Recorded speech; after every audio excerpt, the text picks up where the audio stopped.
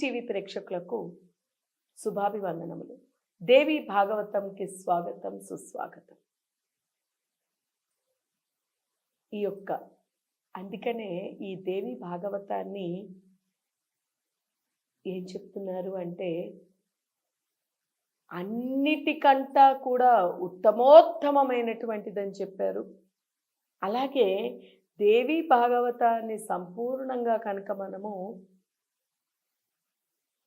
గ్రహించగలిగితే, అంటే చదివేము అంటే ఈ రోజుల్లో చాలామందిని చదువుతున్నాం. ఇప్పుడు అందరూ కూడా పురాణ ఇతిహాసాలు బాగానే చదువుతున్నారు. కానీ దానిని పూర్తిగా ఆ తత్వాన్ని, దాంట్లోని సారాన్ని మనం గ్రహించినట్టయితే ఖచ్చితంగా ఆ మానవుడు, ఖచ్చితంగా ఆ మనిషి ఉద్ధరింపబడతాడు. ఎందుకంటే ఈ దేవి భాగవతం మొత్తము దైవీ తత్వం తప్ప ఇంక వేరే ఏం లేదు. మానవ జీవితం, మానవ చర్య, ఏమి చెయ్యాలి అన్నీ కూడా చక్కగా వివరించబడి ఉన్నాయి ఈ దేవి భాగవతంలో. ఎందుకంటే ఇది ప్రత్యేకించి కాదు, సాక్షాత్ ఆ జగన్మాత పాదాల దగ్గర నుంచే ఆవిడ యొక్క లీలలని ఆవిడ ముఖార విందం నుంచే ఆవిడ తెలియపరిచింది. అంటే ఆవిడ లీల అంటే ఇక్కడ తత్వాన్ని తెలియపరిచింది. అర్ధ శ్లోకం మొత్తము తల్లి యొక్క మొహము నుంచి, కళ్ళ నుంచి, శిరస్సు నుంచే వచ్చింది. అంతటి అద్భుతమైనటువంటి ఈ యొక్క పురాణాన్ని, ఈ యొక్క దేవి భాగవతాన్ని గ్రహించి ఇందులోని అంతరార్థాన్ని తెలుసుకొని ఈ తత్వాన్ని తెలుసుకుంటే మన జీవితం ఉద్ధరించి పడి తీరుతుంది. ఖచ్చితంగా ఉద్ధరింపబడి తీరుతుంది. ఇదే సత్యం, సత్యం, సత్యం. ఇదే సనాతనం కూడా. అందువల్ల శ్రద్ధాభక్తులతోని దీన్ని ఖచ్చితంగా దీన్ని అర్థం చేసుకొని దాన్ని అనుభూతి చెంది ఆస్వాదించడానికి ఖచ్చితంగా ప్రయత్నం చేయండి. అయితే మనము ముందు ఒకటి చెప్పుకున్నాం, ధర్మం 4 పాదాలు అన్నారు. అసలు ఈ ధర్మం అంటే ఏంటి, ధర్మానికి ఉండేటువంటి అసలు నా 4 పాదాలు ఏంటి అనేది. ధర్మానికి మొట్టమొదటి పాదం ఏదైతే ఉందో అది సత్యం. సత్యమే ముఖ్యం. ఎందుకంటే సత్యం అనేటువంటిదే ఉంటే అన్నీ ఉన్నట్టే. మొదటిది సత్యం, అలాగే రెండవది శౌచం. ఈ రెండు. అలాగే మూడవది దయ, నాలుగవది దానం. అంటే ఒకదానికి ఒకటి కనెక్ట్ అయి ఉంటుంది. రాగంలో ఎప్పుడైతే పడతావో సత్యాన్ని తప్పినట్టే. ఈ మిగిలినవి ఏవి తప్పినా మళ్ళీ సత్యం ద్వారా తెచ్చుకోవచ్చు. కానీ అసలు సత్యం అనేదే తప్పింది అంటే ధర్మంలోని అంతా కూడా పోయినట్టే. ఇవన్నీ అవే కారణం. అసత్యం ఆడడం. ఎప్పుడైతే ఒక అసత్యం అనేది వచ్చిందో సత్యాన్ని తప్పినట్టే. ఎప్పుడైతే సత్యాన్ని తప్పుతున్నామో ధర్మాన్ని తప్పినట్టే మనం. ఎందుకంటే ఈ పాదానికి, ఈ ధర్మానికి ఉండేటువంటి 4 పాదాలు కూడా సత్యం తప్పితే ఇక దయ ఎక్కడి నుంచి వస్తుంది, శౌచం ఎక్కడి నుంచి వస్తుంది చెప్పండి, స్వచ్ఛత ఎక్కడి నుంచి వస్తుంది, దయ ఎక్కడ కలుగుతుంది? దయ ఉంటే మనం అసత్యమే చెప్పం. ఆ దయ లేదు కాబట్టే అసత్యం ఆడే. అందుకని ఒక్క సత్యం వెళ్ళిపోయింది అంటే ఇక మొత్తం పోయినట్టే. ఇక దయ, శౌచం అనేటువంటివి లేనప్పుడు ఇంకా దానం ఎక్కడి నుంచి వస్తుంది?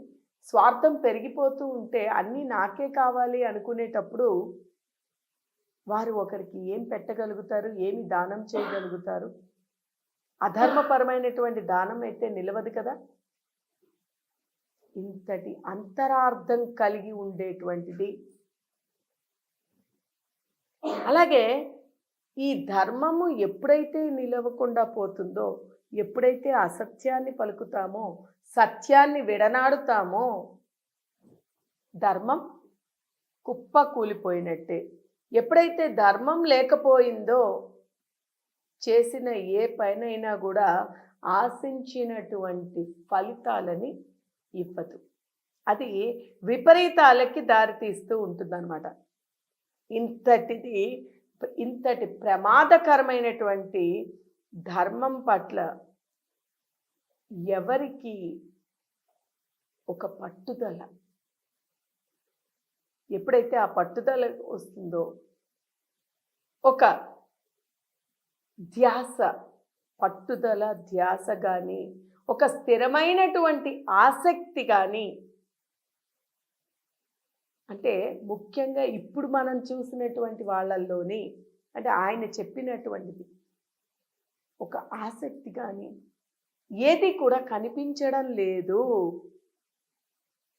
అంటే ధర్మం నిలవాలి అంటే ముఖ్యంగా సత్యం ఉండాలి. ఈ సత్యం ఉండాలి అంటే ఒక ధైర్యం ఉండాలి. అందుకనే భగవంతుడు అంటే భగవత్ శక్తి అంటే మనకి భగవద్గీతలో కూడా తెలియపరిచాడు. అభయం అంటే భగవద్గీతలోని మీకు 16వ అధ్యాయంలో మొట్టమొదటి శ్లోకంలో మొట్టమొదటి పదమే అది ఉంటుందండి. అంటే భయము లేకపోవడం. ఎప్పుడు భయం ఉండదు? ఎప్పుడైతే నీవు ధర్మాన్ని తప్పవో అప్పుడు నీకు భయం అనేటువంటిది ఉండదు. ఎప్పుడైతే భయం అనేది లేకుండా ధైర్యంగా నించుంటామో పట్టుదల ఉంటుంది. ఎవరికి భయపడాల్సినటువంటిది లేదు. ఎవరికి ఏది సమాధానం తల వంచాల్సినది కూడా ఉండదు.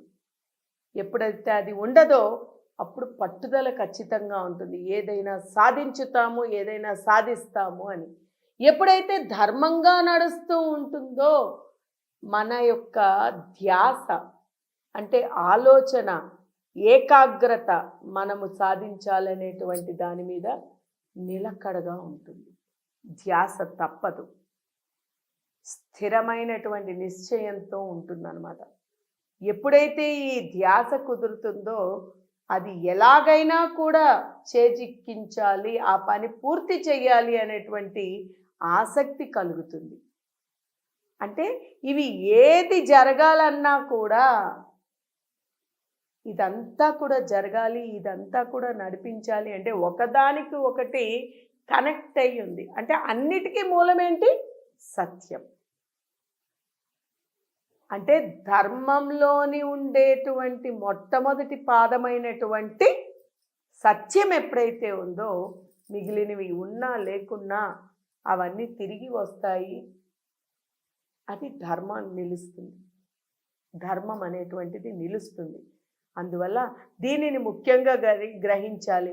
మోసం చేయడానికే విష్ణుమూర్తి ఈ యొక్క అంటే వాసుదేవుడు రూపంలో వామన రూపంలో వచ్చి బలిచక్రవర్తి దగ్గర, అంటే ముల్లోకాలని పాలించేటువంటి వాడు మోసపూరితంగానే వామనుడిగా వచ్చి ఈ బలిచక్రవర్తి దగ్గర వచ్చి దానం తీసుకోబోయాడు.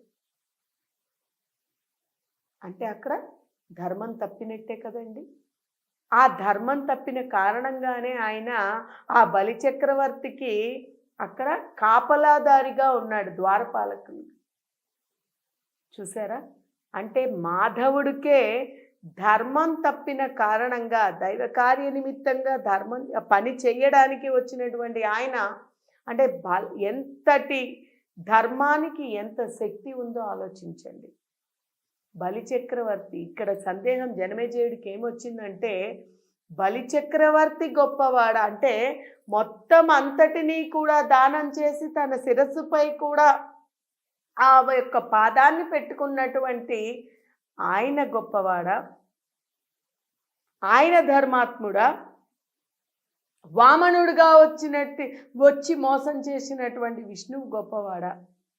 అంటే ఇక్కడ ఆయన ఈయన అని కాదు, మనకి తెలియపరచడానికే అది జరిగింది. కాబట్టి ధర్మం గొప్పది. ధర్మాన్ని తప్పద్దు. ఎందుకంటే బలిచక్రవర్తి ఏమైనా సామాన్యుడా చెప్పండి?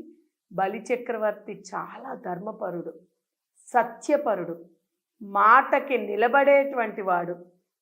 అతని యొక్క శీలం, ఆయన సత్యవాది అన్నమాట. అలాగే ఆయన జితేంద్రియుడు కూడా అని చెప్పచ్చు. అందుకోసమనే ఆయన ఏ దాన్ని ఆశించలే, ఆయన మోసం చేయలే. ఇచ్చిన మాట తప్పకూడదు, సత్యవ్రతుడు కాబట్టి ఇచ్చిన మాట తప్పకూడదు కాబట్టి తన గురువులు తనని హెచ్చరిస్తున్నప్పటికీ కూడా ఆయనకి ఇచ్చిన మాట ప్రకారము ఇక తిరగకుండా మాట తప్పకూడదు అంటూ తిరగకుండా ఆయన యొక్క పని, ఆయన ఇవ్వాల్సినటువంటి దానాన్ని హాయిగా ఇచ్చేశాడు. చూసారా ఎంత గొప్పదో. ఇక రాబోయే ఎపిసోడ్లో మనము ఈ యొక్క ధర్మం అంటే ధర్మాన్ని నిలబడే సత్యాన్నే పట్టుకోవడం ఎంత గొప్పది, మిగిలినది వెళ్ళిపోయినా కూడా సత్యం ఎంతటి పని చేస్తుంది, ధర్మం ఎంత గొప్పది అనేటువంటిది ఒక చిన్న ఉపమానం ద్వారా తెలుసుకుందాము. అది రాబోయే ఎపిసోడ్లో మనం తెలుసుకుందాం. హరి ఓం తత్సత్.